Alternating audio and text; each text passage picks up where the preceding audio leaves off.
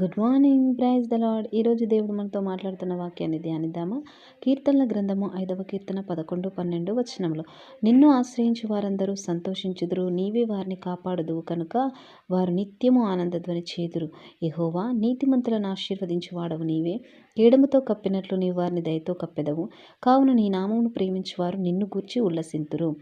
ఇక్కడ మనం వాక్యం ధ్యానించినట్లయితే దేవుణ్ణి ఆశ్రయించి వారందరూ సంతోషిస్తారంటండి. అవును, మనం దేవుణ్ణి ఆశ్రయించినప్పుడు చాలా ఆనందంగా ఉంటాం. ఎందుకంటే ప్రతి కష్టం నుండి, ప్రతి బాధ, ప్రతి ఇరుకు ఇబ్బంది నుండి దేవుడు తప్పకుండా మనల్ని కాపాడతాడు.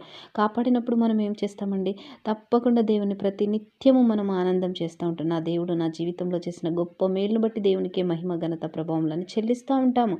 అది యెహోవా కూడా ప్రభు అంటున్నాడు, నీతిమంతులను ఎక్కువగా ఆశీర్వదిస్తాడు దేవుడు. నీతిమంతులుగా జీవించినట్లయితే దేవుడు వారి జీవితంలో ఆశీర్వాదములు కుమ్మరిస్తాడండి.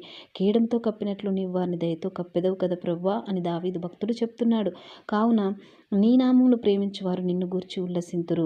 ప్రభు యొక్క నామాన్ని మనం ప్రేమించినట్లయితే, ప్రభు యొక్క వాక్యాన్ని మనం హత్తుకున్నట్లయితే దేవుడు మనల్ని ప్రతి విషయంలో మనల్ని ముందుండి గైడ్ చేసి నడిపిస్తాడండి. కాబట్టి మనము దేవుని నామాన్ని గణపరచాలి. దేవుని నామాన్ని బట్టి మనం కీర్తించాలి. ఆయనను మనం హత్తుకొని జీవించాలి. ఆయన ఆజ్ఞలు పాటించినట్లయితే మన జీవితంలో ఆనందం, సంతోషం, సమాధానం ఉంటుందండి.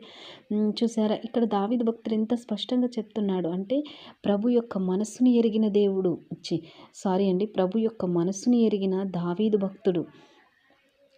భక్తుడు దేవుని యొక్క మనస్సును బట్టి యొక్క వాక్యాన్ని తెలియపరుస్తున్నాడండి. ఏమని? దేవుడు ఈ నీతిమంతులను ఎంతగా ఆశీర్వదిస్తాడు, దేవుణ్ణి ఆశ్రయిస్తే ఎంతమంది వారి యొక్క చెరలలో నుండి విడిపించబడతారని, దేవుని యొక్క ప్రేమను గురించి, తను ఎవరి మీద అయితే కనికరపడతాడో అవన్నీ చాలా క్లియర్గా ఈ యొక్క వాక్యాల ద్వారా దావీదు భక్తుడు తెలియపరుస్తున్నాడు. కాబట్టి మనము ఈ యొక్క దావీదు భక్తుడు రాస్తున్నాడు కాబట్టి ఈ వాక్యాన్ని మనం ప్రతిదినం ధ్యానించినట్లయితే మనము ఎలా ఉండాలి, ఏ విధంగా మనం నడుచుకోవాలనేది మన లైఫ్లో, మన యొక్క నిత్య జీవన విధానంలో మనకు తెలుస్తూ ఉంటుందండి.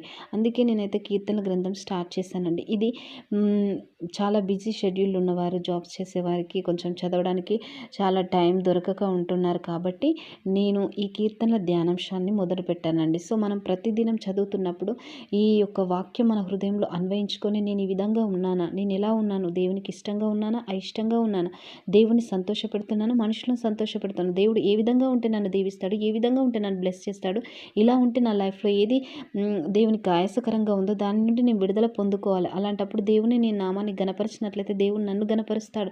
నా జీవితంలో దేవుని యొక్క ఆనందాన్ని నేను పొందుకోగలుగుతానన్న లైఫ్ స్టైల్ మారుతుందండి. అందుకోసమే నేను ఈ కీర్తనల గ్రంథాన్ని ధ్యానిస్తున్నాను. సో అందరు బ్లెస్ అవ్వాలి.